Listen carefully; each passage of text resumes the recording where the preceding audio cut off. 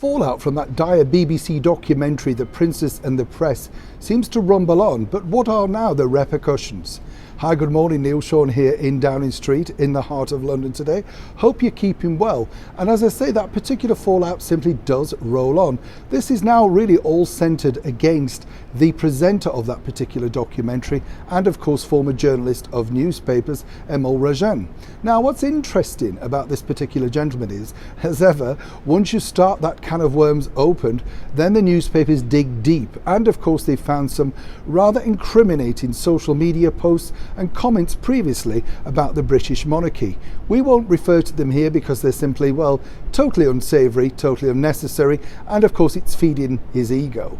What I find incredible from a personal level is that surely the BBC would have known Mr. Rajan's thoughts when of course he started putting a documentary like this together.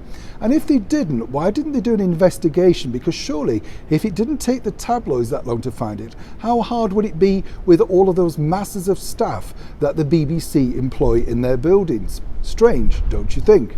However, let me tell you first an exclusive on this show. While of course we've noted that Mr. Rajan does not really feel that he is, shall we say, respectful of the British monarchy previously, that's all changed now. Now of course, in order to make sure that he doesn't ruffle any more feathers at the BBC, he's had to issue a statement via social media. How odd. Basically saying that the comments he made previously were ill-advised, and of course he's now totally ashamed about them. I bet he is. And of course now moving forward he's totally impartial and doesn't share those particular views. Now does this mean of course that the BBC will reprimand him? No. Does it mean of course that he will still keep his job? Well yes, apparently so.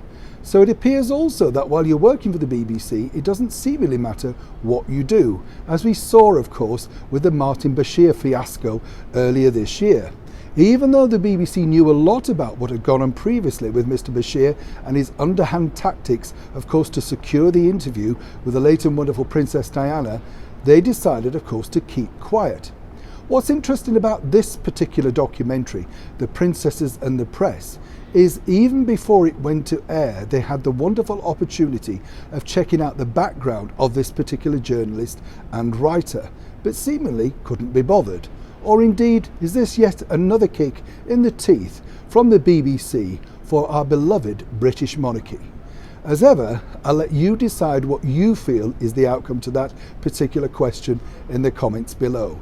Over here, of course, the BBC are still polling incredibly badly, but they hope for all of this to move on forward in the vain hopes of securing some access for, of course, the Platinum Jubilee celebrations next year.